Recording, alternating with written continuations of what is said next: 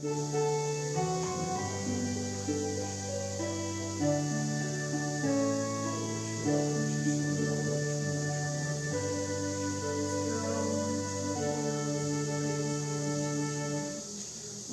우리에게 주시는 하나님의 말씀 사도행전 10장 30절로 33절까지 말씀을 함께 봉독하실 때에 성령의 음성을 들으시기를 축원합니다.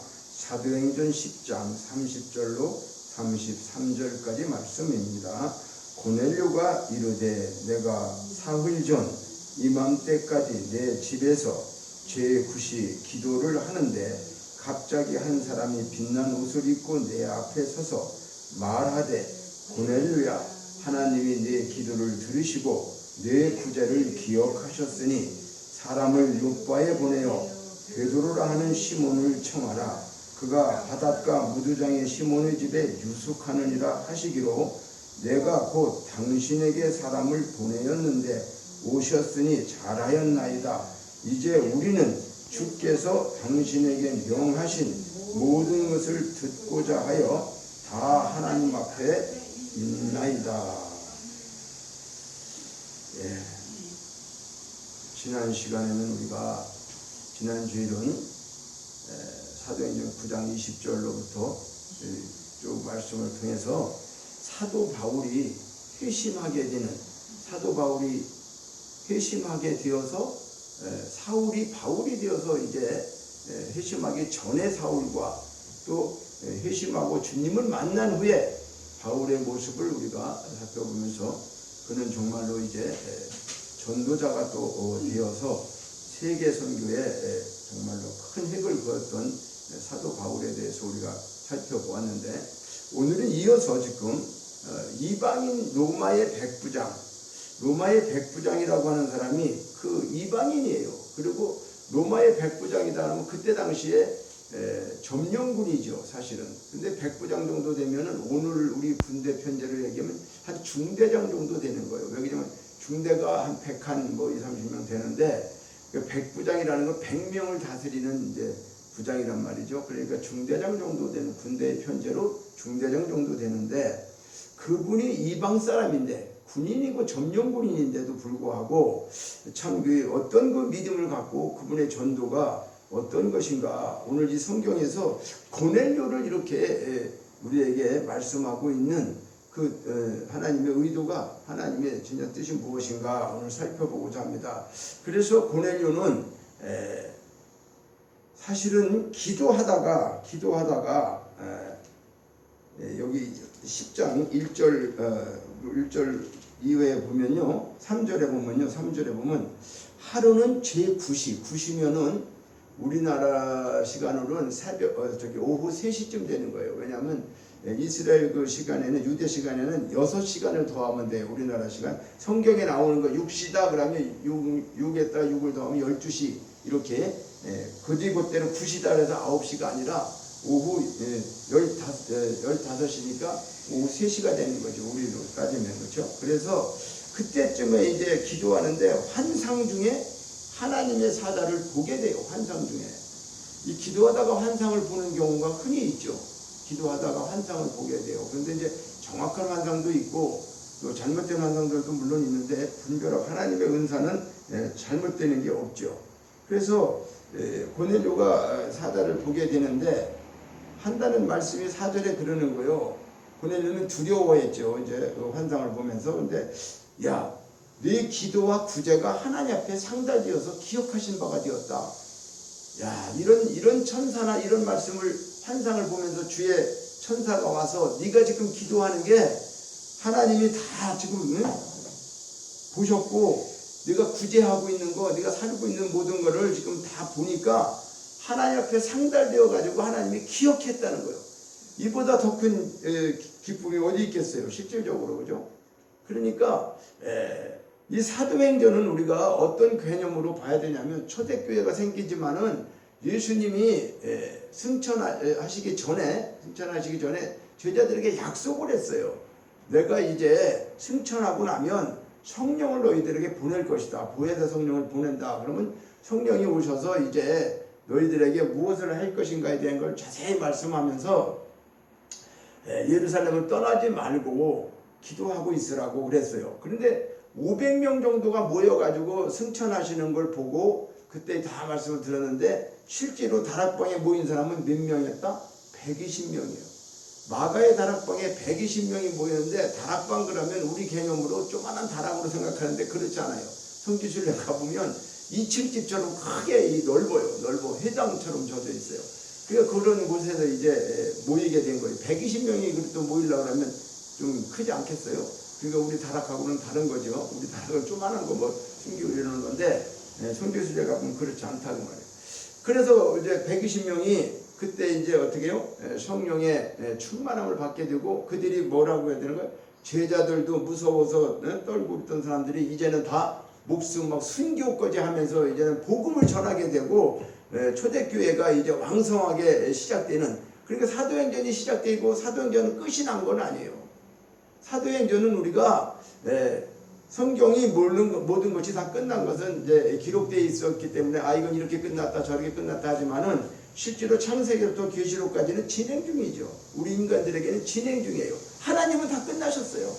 하나님은 창세 전부터 창세 후 모든 것을 그분이 주관하시고 그분 섭리 속에서 다 이루어 주시기 때문에, 그런데 다만 우리는 그 이제 각본이라고 할 수 있는 거죠. 그렇죠? 그분의 예정과 섭리 속에서 하나님이 인도하시는 대로 살아가는 거죠. 사람마다 뭐 태어날 때도 다 다르고 갈 때도 다르고 이 땅에 와서 하는 일도 다르고 다 그런 배역, 어떻게 되면 사역, 또 하나님의 일, 뭐 이런 것들을 여러 가지로 말할 수가 있는데, 그것이 뭐 구약 시대부터 신약 시대에 또 오늘 우리께까지 이제 계속 이어지는 것이다. 우리는 그렇게 생각해야 되죠. 그래서 이제 지나간 역사를 보면서 과거에는 하나님께서 이스라엘 백성들은 어떻게 인도하셨고 거기에 쓰임 받던 사람들은 어떤 식으로 쓰임 받았구나. 그리고 이제 오늘날 우리까지 이게 오면서 앞으로 또 되어질 일은 하나님이 뭐라고 말씀하시겠는데, 현재 우리는 어느 시점에 와 있다. 이제 마지막 말세를 이제 그 앞에 두고 있는 그런 이제 긴박한 상황에서 우리가 살고 있는데, 현재의 이 시대에 너무나도 우리가 중요한 것은 참 이런 말씀들을 잘 깊이 깨닫고 우리가 준비되면서 말씀 안에서 살아야 되는데, 참 그게 그렇게 정답을 알면서도 어렵죠, 생활하기가.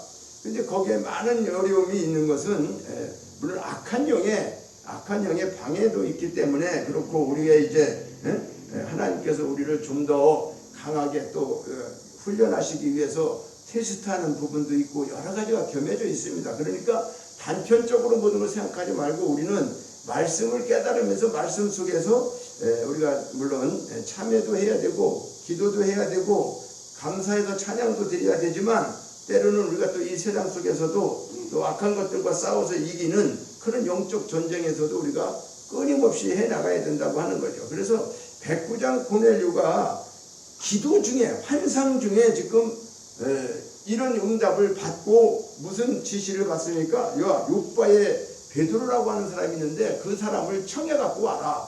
청해 오라는 거예요.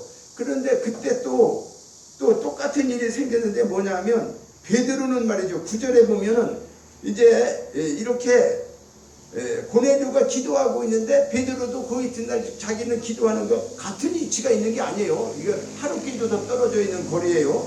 그런데 그가 성 가까이 갔을 때 베드로가 기도하려고 지붕에 올라가니까 그는 그때가 몇 시더라? 6시라고 그랬어요. 6시는 12시죠. 베드로는 12시에 기도하고 고넬료는 지금 오후 3시쯤에 또 이제 기도하는데 베드로도 환상을 보게 됩니다.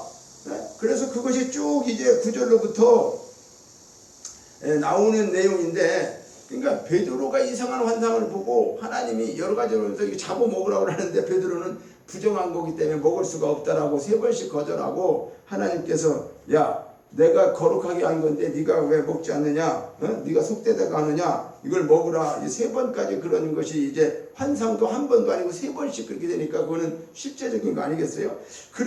그러고 나서 이제 베드로는 깨닫지 못하는 거, 이게 도대체 무슨 뜻인가 하고 있는데, 고넬료라고 하는 사람이 환상 중에 하나님의 말씀을 듣고 사람을 보내게 되죠. 누구를 초청하려고? 베드로를 초청하려고. 그런데 그때 베드로를 초청하려고 온 사람들이 베드로를 만나게 돼요. 그러니까 베드로도 하나님이 저 사람들을 나를 만나게 하려고 이런 환상을 보여줬구나. 이거 왜냐면 그 사람들은 이방 사람이잖아요. 이방 사람들은 상종을 안 한단 말이죠. 원래 그때 당시에. 그런데 이방 사람이라도 하나님을 가라고 하니까 베드로도 이제 처음에는 꺼렸겠죠. 왜 꺼리냐면 이 사람들이 이방 사람하고 잘 저기 하질 않는데, 그래가지고 베드로가 이제 고넬료 가정을 방문하게 되는데, 고넬료 가정에 방문하는 과정 속에서 그 속에서 무슨 일이 있었고 방문해서 뭔 얘기했어요? 방문해가지고 실질적으로 베드로는 가정 설교를 한 거예요. 베드로 집에 갔더니 사람들이 모여 있어요. 그래가지고 이제 베드로가 이제 그들에게 말씀을 전하는 가정 설교를 하게 되는 과정을 이제 기록하고 있는 것인데, 자, 우리가 우선 구체적으로 고넬료가 어떤 사람인가를 한번 좀 우리가 볼 필요가 있어요. 고넬료는 어떤 사람이냐? 10장 1절에 자세하게 나왔어요. 이렇게 가이사랴에 고넬료라는 사람이 있으니 이달리아 부대라는 군대의 백부장이다. 말씀드렸죠. 중대장급 같다. 그런데 그는 어떤 사람이다? 경건하고 기도하는 사람이, 항상 기도하고 구제가 하나님 앞에 상달되어서 기억하신 바가 되었다. 엄청난 사람이 아니겠어요? 그죠? 아니 뭐 계급이 높다는 게 아니라 사람 앞에도 이는 어떻게 해요? 항상 경건할 뿐 아니라 구제를 많이 해. 구제를 도와준단 말이죠. 그 점령군 같은 사람들은 어떻게 해요? 그 밑에 있는 사람들을 갖다가 갑질을 많이 하잖아요. 그렇죠? 뭐 때로는 심해하면 그때는 권한도 있어요. 죽일 수 있는 권한도 있어요. 그런데도 그는 경건하고 하나님을 경외하고 백성을 많이 구제하고 하나님께 항상 기도하는 사람이었다. 이렇게 평가하고 있으니까 정말 이 사람은 흠이 없는 사람이죠. 기도와 구제가 하나님 앞에 상달릴 정도도 이렇게 기억됐다는 거예요. 그런데 그에게 베드로를 초청해서 하나님 말씀을 들어야 하는 이유가 뭐냐고 말이에요. 그죠? 아니 내가 지금 기도하고 하나님이 나를 인정하고 있고 다 저기 하는데 왜 베드로를 초청하라고 하느냐고요. 베드로를 초청해서 왜 말씀을 들으라고 하느냐, 그런 거죠. 그러니까 고넬료라는 사람은 이런 사람이라고 하는 것을 말해요. 그러니까 이게 와서도 여기서도 22절에 보면 그래요. 자, 베드로가 그 사람을 만났잖아요. 고넬료가 보낸 사람을 만났는데 그들이 말하는 거예요. 그들이 대답하되 백부장 고넬료는 의인인데, 의로운 사람인데 하나님을 경외하는 사람이고 유대 온 족속이 칭찬하고 그가 거룩한 천사의 지시를 받아 당신을 그 집으로 청하여 말을 들으려 합니다. 그래서 당신은 오라고 한 겁니다. 지금 전하는 사람이 하인이 그렇게 전하는 거죠. 그러니까 이 하인들을 지금 누가 보내는 거예요? 고넬료가 환상 중에, 기도 중에 천사를 만나가지고 천사가 지금 지시해서 어디 요바에 어디에 있는 베드로를 초청해갖고 와라 하는 것 때문에 즉시로 보내가지고 그들이 지금 하루길을 가갖고 베드로는 어떻게 해요? 이튿날이라고 그랬잖아요. 그러니까 이 사람들은 출발했고 베드로는 이튿날 기도하다가 환상 중에 만났는데 이 환상이 뭔지 모르고 있는데 그들을 만나게 돼서 당신들이 누구냐, 뭐 때문에 왔냐 했더니 우리는 고넬료가 보냈는데 고넬료는 이런 사람입니다. 그러면서 22절에 이제 고넬료에 대한 것을 말하고 있죠. 그러니까 왜 이렇게 우리가 볼 때는 아무런 문제도 없을 것 같은 그런 고넬료에게 하나님께서 사자를 통해서 왜 베드로를 오라고 하는가, 오라고 해서 그 말을 들으라고 하는가, 그죠? 그러니까 이것을 우리가 생각해 보면 사람은 말이죠, 아무리 의롭고 구제를 많이 하고 칭찬을 많이 받고 뭐 세상적으로 얘기하면 법 없이 산다, 뭐 그런 사람일지라 하더라도 그렇다고 해서 하늘나라에 들어갈 수 있다 없다? 없는 거예요. 참 이상하죠. 하나님이 인정하고 있는데 기도도 상달되고 그렇잖아요. 이게 그 정도가 됐는데도 하늘나라에 못 들어간다? 그러면 이게 어떤 거예요? 그러니까 이 본문을 통해서 우리가 깊이 깨달아야 할 것은 지금 이방 사람인데 오히려 쉽게 얘기하면 예수 안 믿는 사람인데 예수 믿는 사람은 더 잘하는 거예요. 예수 믿는 사람 우리 목사보다 훨씬 나은 거예요. 쉽게 얘기하면. 그런데 이 말씀을 묵상하면서 이제 어떤 생각을 할 때 나는 사실 어떤 평가를 받고 있을까? 사람에게서나 하나님에게서나 우리가 다 같이 생각해 봐야 돼. 그리스도인들의 가정, 직장, 사업, 교회 이런 모든 공동체 속에서 사람과의 관계, 그렇죠? 이런 것들이 우리가 참으로 고넬료와 같이 그렇게 관계가 좋아야지만 어떻게 될까요? 하나님 앞에 영광도 돌리고 전도도 되고 그러는 거죠. 실질적으로는. 그런데 그렇게 하지 못하고 있죠. 근데 오늘 중요한 핵심 중에는 구원받을 하나님의 말씀을 듣지 못하면 자신의 행위나 의는 아무런 소용이 없다는 말이죠. 그러니까 백부장 고넬료를 통해서 지금 말씀하시고자 하는 것은 우리 생각에는 저렇게 구제를 많이 하고 저렇게 착한 일하고 선한 일하고 뭐 이렇게 하면은 사람에게도 칭찬받고 하나님에게도 인정받는 사람이면은 저 정도면 뭐 천국 당연히 들어가고 구원받은 사람이 아니겠는가? 이런 생각을 우리가 가질 수 있어요.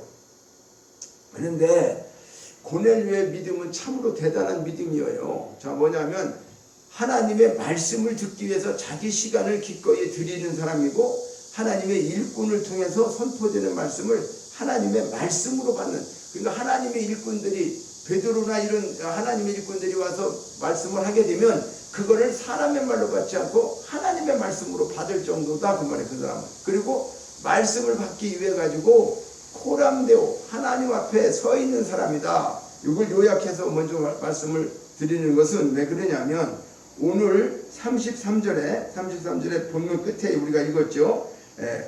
내가 곧 당신께서 사람을 보내는데 오셨으니까 잘했습니다. 이제 우리는 주께서 당신에게 명하신, 여기 당신은 누구죠? 베드로죠. 베드로에게 명하신 모든 것을 듣고자 하여, 베드로 선생님께서 말씀하시는 베드로의 말이 아니란 말이죠. 하나님의 말씀을 듣고자 하여 하나님 앞에 있나이다. 하나님 앞에 있다라고 하는 거죠. 그러니까 말씀을 받기 위해서 지금 코람데오 하나님 앞에 서 있다고 하는 거예요. 누가?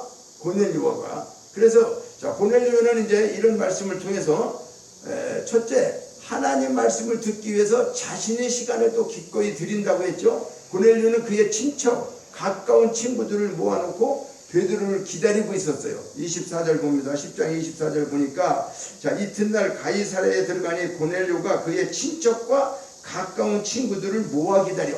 왜 모아 기다려요? 자기 하인을 보내서 베드로를 초청해서 이제 베드로가 올 거니까 친척들을 부르는 거예요. 우리 집에 오라고. 이제 베드로가 올 거다.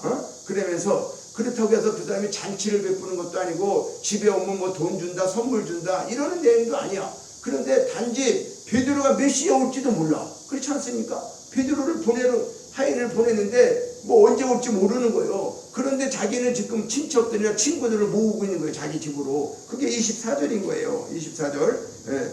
그러니까 이런 우리가 이것을 볼 때에 참 그 고넬료라고 하는 사람이 얼마나 참 그 하나님 말씀을 사모하면서 또 그 친척이나 친구들을 같은 하나님의 말씀을 전하고자 하는 그런 말씀이 있는 거죠. 자기 혼자 축복받고 자기 혼자 천국 가는 게 아니라 여기서 전도라고 하는 걸 볼 수가 있어요. 그렇죠? 그는 지금 구원의 확신을 받았거나 뭐 그런 게 없어요. 그냥 하나님 앞에만, 사람 앞에만 칭찬받고 의로운 사람인데, 그런데 사람들에게 자기 집에 모아갖고 지금 뭐 하려고 그래? 자기가 전도하는 게 아니라 지금 베드로가 올 것이니까 와서 좋은 말씀 들으라는 거예요. 그죠? 무슨 그거 어떻게 할까요? 예배드리러 오라고 그러는데 흔쾌히 갈 만한 사람들이 몇 명이나 될까요? 뭐 만약에 우리 집에 먹을 거 해놔서 잔치를 했으니까 뭐 먹으러 오세요. 그러면 음식 때문에 갈 수 있어요. 그죠? 그럼 무슨 선물 준다고 너나 준다고 그러면 오라고 그러면 또 갈 수 있죠. 그렇지만 친척이나 친구가 하나님 말씀을 듣기 위해서 모이라고 할 때 그 믿지 않는 사람들이 모인다는 게 쉽겠습니까? 그게 어렵죠. 그렇죠? 예, 사람들을 불러 모은다는 것이 쉬운 일이 아니죠. 그런데 이것은 베드로가 언제 올지도 모르지만 하루를 기다리기도 하고 그랬어요. 그런데 왜 그들이 모여질까요? 여기에는 어떤 것을 얘기하느냐면 고넬료에 대한 그 사람들과의 관계가 그렇게 쉽게 얘기하면 좋았다는 거죠. 고넬료라는 사람이 인간적으로나 모든 관계 속에서 좋기 때문에 그 사람이 오라고 하니까 그 사람은 어떻게 해요? 신임하는 거죠. 그러니까 좋은 관계를 맺고 의롭고 경건한 삶을 살아왔기 때문에 그 고넬료의 요청을 거절할 수가 없었던 거죠. 사람들이 친척이고 친구고, 그죠? 저 친구가 한번 오라고 그러는데 내가 한만 바쁜 일 있어도 열일을 제쳐놓고 가야지. 그건 뭐요? 그 사람과의 관계가 그렇게 좋은 관계가 되어야지만 그 말씀을 듣지 않겠냐 그 말이죠. 그래서 평소에 어떤 친척들하고 담을 쌓고 있거나 또 만약에 뭐 친구들하고 관계가 안 좋거나 자기가 쓴 거짓말을 하고 만약에 고넬료가 백부장이니까 목에 힘주고 뭐 이렇게 했으면 그 초청한다고 해서 그 사람들이 왔을까요? 한 명도 안 왔겠죠. 그렇죠? 그런데도 불구하고 고넬료가 그렇게 의롭고 경건한 삶을 살았다고 하는 것 때문에 많은 사람들이 모이게 된 거죠. 그러니까 우리가 사실 전도를 한다는 것은 우리가 삶 속에서 사람들과의 어떤 좋은 관계를 맺는 거죠. 그렇죠? 관계 속의 전도가 먼저 중요하죠. 이 복음을 전하는 문서도 중요하지만 관계 속 전도가 제일 중요하죠. 그렇죠? 관계를 맺어서 이웃이나 친구나 누구든지 간에 저 사람을 하고의 관계가 좋아지면 어떻게 될까요? 친구 따라서 강남도 간다고 하는 것처럼 그럴 수가 있죠. 그래서 우리가 전도한다는 것 우리가 생각을 해야 돼요. 물론 성령이 하신다고 지금 말씀하고 있는 거요. 지금까지 계속 전도는 성령이 하시는 거다. 그런데 우리를 통해서 수가성 여인 또 뭐 빌립 집사 또 누구요? 지난번에 있던 바울 또 오늘 이제 고넬료 이런 모든 것도 성령이 개입돼서 성령이 하시는 일이란 말이죠. 그런데 우리를 들어서 사용하는 거예요. 어떤 때는 수가성 여인 같은 사람, 어떤 때는 베드로 같은 사람, 어떤 때는 빌립 집사 같은 사람, 오늘 고넬료 같은 사람 이렇게 이제 사용하고 있다고 하는 것을 우리가 알게 되는 거죠. 자, 여기서 우리가 기다린다고 하는 거 여기 참으로 그냥 뭐 하루 기다리고 이틀 기다리고 이런 그냥 사람이 뭐 시간 오래도록 기다렸다 그런 얘기가 아니라 헬라어로 프로스토카오라고 하는데 이 원어는 뭐냐면 단순한 기다림이 아니라 인간이 메시아를 기다리는 것처럼 간절히 기다릴 때 쓰는 단어. 그러니까 주님이 막 오신다고 하고 주님을 사모하는 그런 마음으로 기다린다고 하는 내용이 우리가 그냥 여기 문법적으로 보면 그래 사람들이 우리를 기다리고 있었습니다. 당신이 오는데 기다렸습니다. 이게 그냥 기다린다는 것은 막연하게 약속해놓고 뭐 오늘 기다려 그런 정도가 아니라는 거예요. 그러니까 이들은 어떻게 해요? 모든 일을 전폐하고 예수님을 만나는 것처럼 지금 베드로가 와서 무슨 말씀할까 아주 사모하고 기다렸다고 하는 그런 문장으로 이게 써져 있다 이 말이에요. 헬라어로 기다린다라고 하는 것이 프로스토카오라고 쓴 것이 인간이 메시아를 기다리는 것처럼 간절히 기다릴 때 쓰는 단어다 이렇게 하는 거예요. 그러니까 고넬료는 어때요? 하나님 말씀을 듣기를 간절히 사모하는 마음으로 사람들을 어떻게 해요? 자기 집에 초대해가지고 어떻게 되면 꼬박 하루 이상을 지금 기다린 거죠. 왜냐하면 오늘 지금 베드로가 왔는데 지금 데려갈 수가 없잖아요. 그렇죠? 베드로가 올 거니까 그 전에 하인을 보내고 막 다니면서 지금 뭐요? 친척도 모으고 친구도 모으고 오라는 거죠. 자기 집으로. 지금 그 얘기입니다. 그 얘기. 그러니까 여기 베드로가 이제 올 때에 24절 이튿날 가이사랴에 들어가서 고넬료라는 그의 친척과 가까운 친구들을 모아서 기다리더니 모아서 기다렸다고 하는 여기 기다린다고 하는 것이 주님을 사모하는 것처럼 그렇게 기다렸다고 하는 내용이다 그 말입니다. 그래서 이런 고넬료라고 하는 고넬료의 마음을 우리가 깊이 보는 거예요. 그리고 두 번째 고넬료는 겸손한 믿음의 소유자예요. 겸손하단 말이에요. 25절을 보니까 마침 이제 베드로가 들어오는데 고넬료가 맞아서 발 앞에 엎드려 절해. 베드로를 만나니까 아이고 베드로 이제 사도님 오셨습니까 하고 발 앞에 엎드려 절하는 겁니다. 그러니까 사실 이거를 우리가 생각해 볼 때 로마 군대의 백부장이고 점령군이라고 그랬어요. 그때 당시에 로마가 주둔하고 있는 거예요. 그러니까 그런데 갈릴리 바다에서 그 고기 잡던 어부죠. 누가? 베드로는 보잘것없는 사람이에요. 시골에서 그냥 어부 지금 뭐 직업을 나쁘게 얘기하는 게 아니라 그때나 지금이나 사실 우리가 그렇잖아요. 이렇게 뭐 농사꾼 어부 뭐 별로 이렇게 사람들이 높은 사람들이 볼 때 별로 이렇게 보지는 않는 거예요. 그러니까 이 고넬료가 그런 사람 베드로에게 지금 절을 했다는 것은 베드로 자체에게 어떤 훌륭하고 인격이 좋아서 지금 그렇게 하는 거예요? 아니죠. 그 사람은 별거 아닌 거지만은 그 사람이 뭐요? 예수님의 제자로 하나님의 말씀, 그렇죠? 말씀을 지금 전하러 오신 분이기 때문에 하나님의 권위에 그 사람이라는 거지. 베드로 자체가 지금 그러니까 우리가 목사도 그러는 거예요.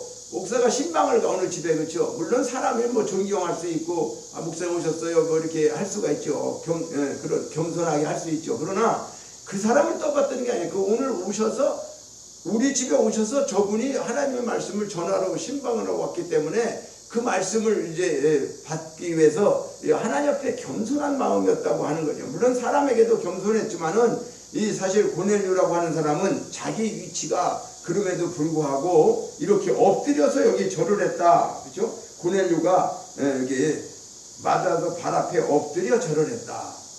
이게 참 대단한 일이죠. 이게 있을 수 없는 일입니다. 이게 세상적으로 보면. 그런데 지금 10장 5절에도 뭘 얘기한 거죠? 사람을 욕보해 보내서 시몬 베드로를 청하라 이렇게 한 거죠. 그렇죠? 그래서 시몬 베드로를 청하게 돼서 이제 오게 되니까 그 베드로에게 지금 단순히 만나보려고 베드로를 그냥 단순히 만나서 뭐 한 얘기에서 잠깐 만나고 보려고 하는 그런 것이 청한 게 아니라 하나님이 베드로를 통해서 자신에게 전해주시고자 하는 말씀이 있다고 하는데 그 말씀이 무엇일까? 이걸 기대하고 그 말씀 때문에 온통 지금 고넬료는 어떻게요? 거기에 몰입하고 있는 거예요. 그래서 그분에게 좀 존경하고 지금 이제 절까지 하는 거예요. 그러니까 자 베드로 앞에 절하는 것은 그만큼 자신에게 하나님 말씀을 전하는 자를 존귀하게 여겼다는 거죠. 그 사람 별거 아닌데 그 사람을 하나님 말씀을 전하는 사람이기 때문에 존귀하게 여겼다는 거예요. 그래서 사도 바울도요 갈라디아서 6장 6절에 보면 가르침을 받는 자는 말씀을 가르치는 자와 모든 좋은 것을 함께하라.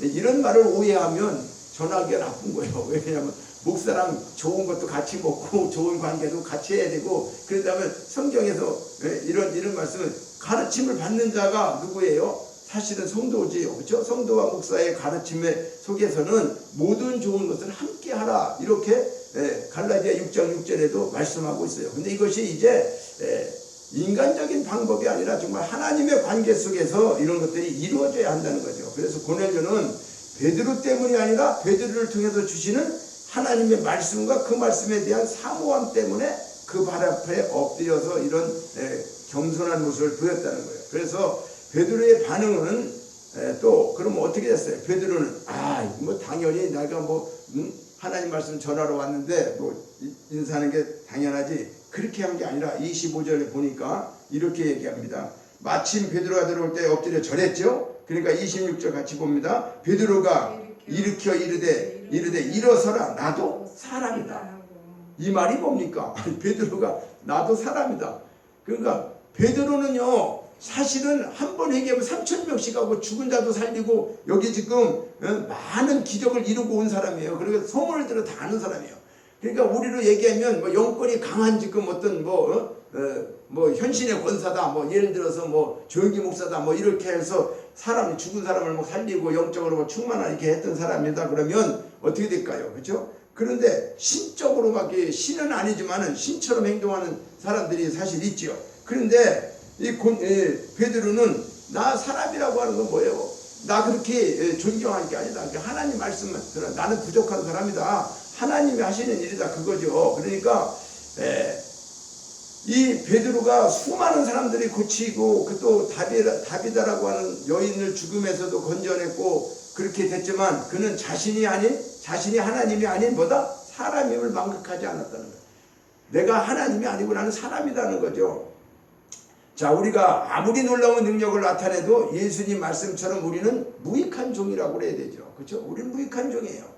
그냥 하여야 할 일을 한 것뿐이다. 누가복음 17장 10절에서 이런 생각을 가져야 돼요. 그런데 왜 혹여 쓰임받다가 버림을 받을까요? 이것은 많은 사람들이 우리가 보다시피 그러잖아요. 그렇죠? 자신의 신분을 망각하고 하나님의 영광을 가로채기 때문에 그런 일이 있죠. 처음에는 뭐 하나님의 올바른 일을 할 때 하나님이 모든 은사도 주고 다 이렇게 했는데 마지막에 가면 결과적으로 자기들이 하나님이 되고 하나님의 영광을 가르치고 그래가지고 결론적으로는 어떻게 해요?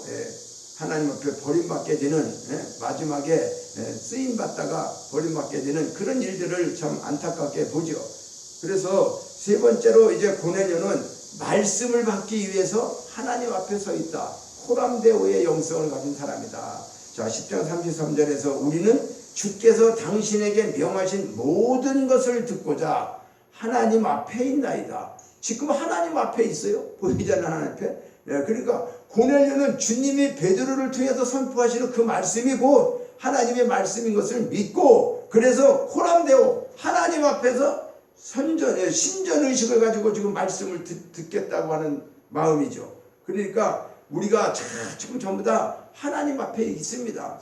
지금 베드로 사도가 말씀하시는 거 하나님 말씀인 줄 압니다. 그래서 우리는 지금 사람 앞에 있는 게 아닙니다. 근데 하나님 앞에 지금 예배를 드리고 하나님 앞에 말씀을 받는 거예요. 그러니까 우리 모습이 어때야 되는가? 말씀을 받을 때 하나님 말씀을 받기 위해서 하나님 앞에 우리가 서 있느냐 그 말이죠. 따를 때는 몰라도 하나님 말씀을 들을 때, 그러니까 물론 강단에서 부족한 사람이 하나님 말씀을 외치고 하지만은 이것은 사람의 모습을 보면 안 되는 거예요. 실질적으로 나의 부족함은 말씀은 말씀으로만 받으시고 하나님 앞에서 저 목사를 통해서 오늘 주시는 말씀이 뭔가 그 말씀을 받으셔야 돼요. 그리고 하나님 앞에 있다라고 하는 거죠. 하나님 앞에서 말씀을 받고 있다. 지금 분명한 사실은 하나님 나라는 말씀 받는 태도와 직결되어 있다는 것이에요.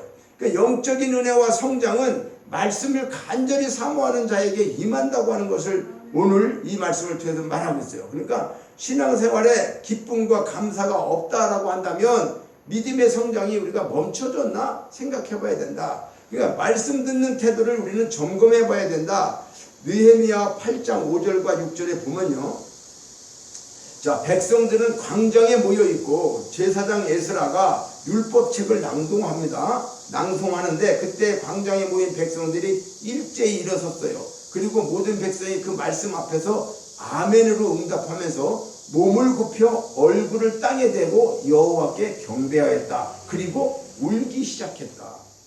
이게 느헤미야 8장 5절로 6절에 기록된 말씀인데 이것은 뭘 얘기하죠? 이스라엘 백성들이 그렇게 이제 종살이도 하고 70년 포로 생활도 하고 그리고 난 다음에 하나님 말씀을 에스라 선지자에게 또 느헤미야가 선포하는 말씀 이런 것들을 다 듣게 되니까 그냥 백성들이 그 말씀 앞에 아멘하고 또 몸을 굽혀 얼굴에 땅에 대고 경배하면서 울기 시작했다. 마음이 막 감동되고 그래서 그 시편 107편 9절에 보면 하나님은 사모하는 영혼에게 만족을 주시며 줄인 영혼에게 좋은 것으로 채워주신다. 이렇게 말씀하고 있어요.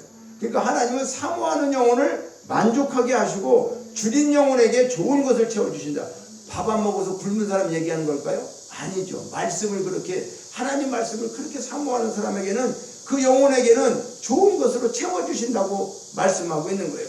자, 우리는 목마른 사슴이 시냇물을 찾기에 갈급하는 것처럼 하나님 말씀을 그렇게 사모해야 한다. 그래야 믿음이 성장하고 그 말씀이 믿는 자 가운데 역사할 수 있다는 거죠. 그러니까 말씀 듣고 한 귀로 듣고 그냥 들어도 되고 안 들어도 되고 이런 정도가 아니라 정말로 목마른 사슴 그 얼마나 갈급한 우리가 목이 말라본 적이 있으시죠? 그럴 때 얼마나 그 물 먹고 싶을까요? 갈급할 때. 그래서 고넬료는 베드로의 입을 통해서 선포되는 말씀을 사람의 말이 아닌 하나님의 말씀으로 알았다는 거죠. 데살로니가전서 2장 13절에 우리에게 이렇게 말씀합니다. 자, 하나님의 말씀을 받을 때, 하나님의 지금 말씀을 받을 때 사람의 말로 받지 아니하고 하나님의 말씀으로 받음이니 진실로 그러하도다. 이 말씀이 또한 너희 믿는 자 가운데 역사하느니라. 그러니까 뭐요? 아무리 목사가 설교를 잘하고 못하고 문제가 아니라 하나님 말씀을 전할 때 이걸 하나님 말씀을 내가 받아들이면 그 말씀이 역사하는 것이다 그 말이죠. 설교의 관계가 아니라 말씀이 역사한다 그러는 걸 말씀하고 있는 거예요. 그러니까 선포되는 말씀을 하나님의 말씀으로 받으면 그 말씀이 믿는 자 가운데 역사하고 시작한다. 그러니까 베드로를 만난 고넬료는 왜 그들이 지금 그곳에 모여 있는지를 설명하고 있죠. 이제 우리는 당신께서 명하시는 모든 것을 듣고자요 하나님 앞에 있나이다. 그러니까 주님이 베드로를 통해서 주시는 그 모든 말씀을 듣고자 이렇게 사모하는 마음으로 기다리고 있다 이렇게 말하는 거죠. 그런데요 마귀는 이것을 너무나 잘 알기 때문에 수단과 방법을 가리지 않고 하나님 말씀이 아닌 사람의 말로 받게 하고 방해를 해요. 자, 마귀가 제일 방해하는 게 뭘까요? 말씀을 못 듣게 하는 거죠. 말씀을 방해해요. 그리고 말씀을 갖다가 하나님의 말씀으로 듣지 않게 해요. 아, 저건 말씀 잘못되는 거야. 또 저렇게 전하면 안 되는데. 저건 아닌데. 뭐 이제 여러 가지, 물론 이단이 전하는 그런 것도 있지만 하나님 말씀이 내 생각과 다르다고 해도 그것을 이제 분별하고 구별해야 돼요.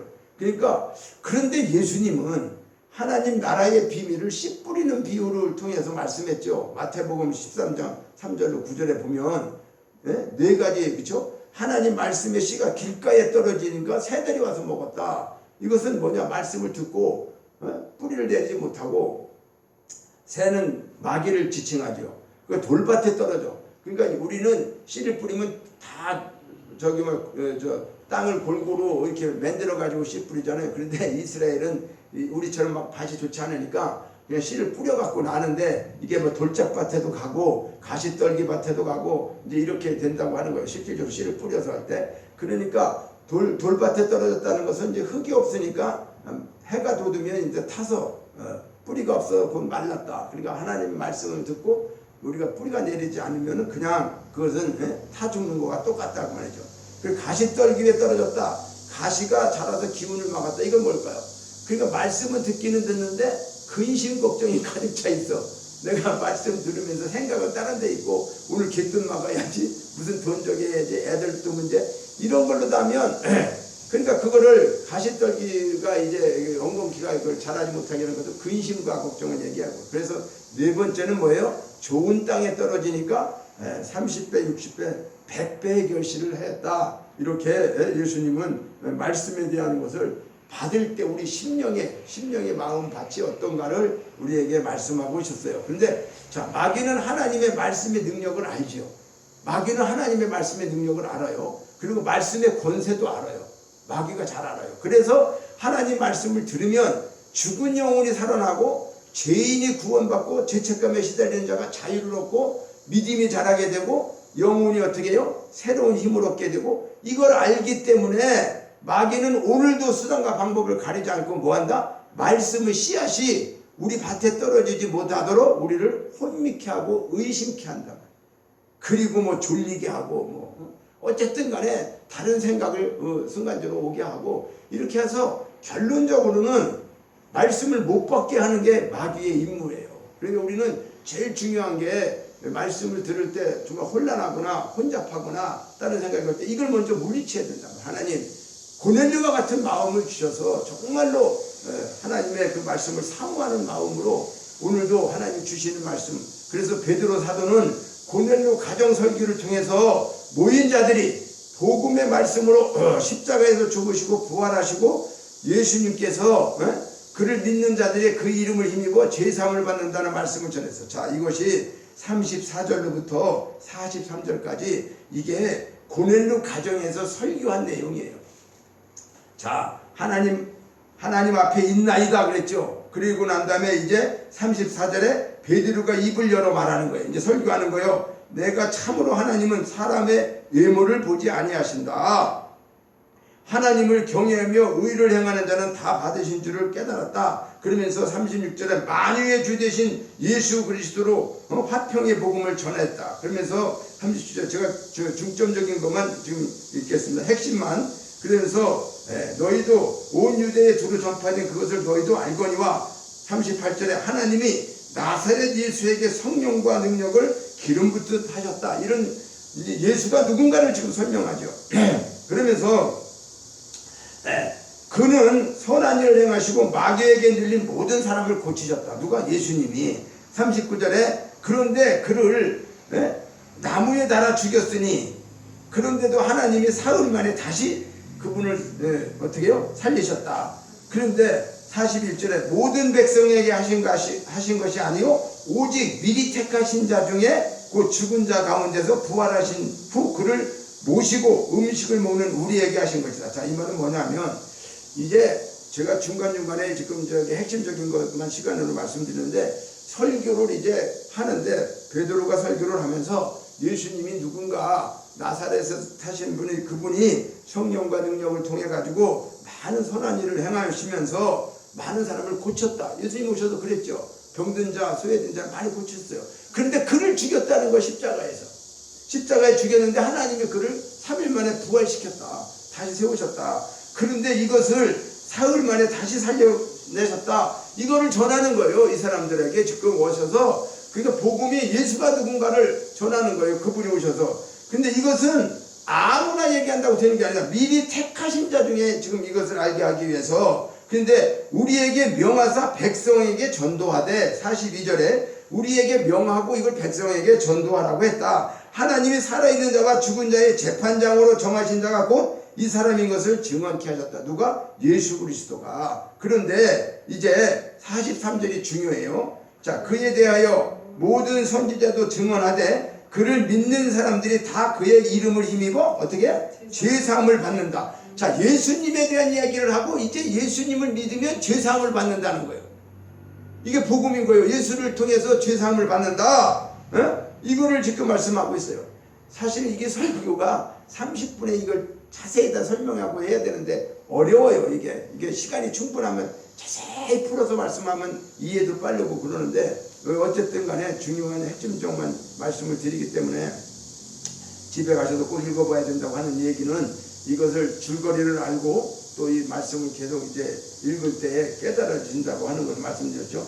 자, 그러니까 이렇게 할 때에 이제 베드로 사도가 고넬료 가정에서 설교를 했죠. 그리고 복음의 말씀을 십자가에서 죽고 부활하셨다. 예수 그리스도가 그를 믿는 자들이 그의 이름을 힘입어 죄사함을 받는다. 그러면서 말씀을 전할 때 말씀 듣는 모든 사람에게 무슨 일이 생겼는가? 44절 한번 같이 봅니다. 베드로가 이 말을 할 때 성령이 말씀 듣는 모든 사람에게 내려오시니. 자, 이렇게 복음을 전했더니 그 말씀 듣는 모든 사람에게 뭐가 임했어요? 성령이 임하셨다는 거예요. 성령이. 그래서 오늘 우리는 결론적으로 말씀을 드립니다. 믿음은 들음에서 나고 들음은 그리스도의 말씀으로 말미암는다 그랬어요. 그러니까 고넬료의 믿음이 개인적으로 출중하고 의롭고 다 좋았지만 말씀 없는 믿음은 자기의 의만 될 뿐이었었어요. 하나님이 인정도 하고 그랬지만 그 인정이라는 거 네가 기도하고 있구나 이런 것이지, 그가 구원을 받고 참 죄를 회개하고 성령이 임하고 이런 건 아니었다 그 말이에요. 그런데 베드로 사도가 와서 하나님의 말씀 복음을 전하고 그것을 그 사람들이 아멘 하니까 어떻게 돼요? 성령이 임했다 그 말이에요. 성령이 임했어요. 그래서 오늘 이제 우리가 고넬료의 의로 구원받을 수 없고 하나님의 말씀을 들을 수 있도록 성령께서 베드로 사도를 통해서 말씀을 증거해 주심으로 고넬료와 그가 전도한 친척과 친구들이 어떻게 해요? 다 구원받는 것처럼 우리도 어떻게 복음을 전할 때에 이와 같은 일들이 반드시 일어난다. 뭘로다가? 말씀이 역사한다는 거죠. 그죠? 사람이 역사하는 게 아니라 말씀이 역사한다는 것을 깨달으시고 우리가 힘을 내시고 내 능력으로 아이고 내가 뭘 전해, 그게 아니에요. 우리는 부족하지만 하나님의 말씀을 전하게 되면, 복음을 전하게 되면 그 복음의 능력을 통해서 성령이 그에게 임하면 성령이 하시는 거죠. 그렇지 않습니까? 우리가 할 수 있는 게 아니에요. 그래서 우리는 그저 전하는 거, 복음을 제대로 알고 전해서 예수가 누구인가, 그분이 어떤 분인가를 잘 전하면 되는 거죠. 오늘 이렇게 고넬료를 통해서 하나님께서 성령을 통해서 이루시는 모든 것들을 우리가 참으로 보았습니다. 그래서 이제 사도행전은 계속 우리에게 계속 이 일을 이제 해가야 돼요.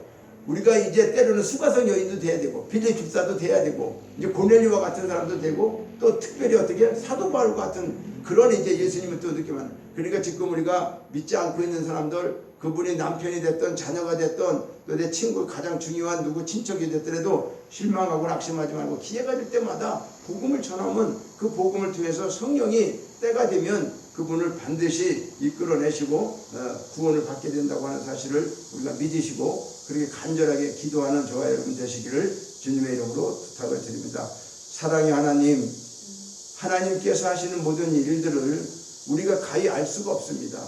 그럼에도 우리는 믿음은 들음에서 나고 들음은 그리스도의 말씀으로 말린다고 했사온데, 우리가 믿음이 하나님이 주시는 믿음인데 우리의 의로 믿어질 때 잘못되면은 그것이 내 의가 되고 내 신념이 될 수가 있습니다. 하나님 온전한 믿음 가지고 온전한 복음을 전해서 한 생명이라도 하나님 앞으로 이끌어낼 수 있도록 그때 성령이 함께 역사하는 놀라운 그것을 볼 수 있도록 우리에게 축복해 주시옵소서. 모든 것 감사드리고 예수님의 이름으로 기도하옵나이다.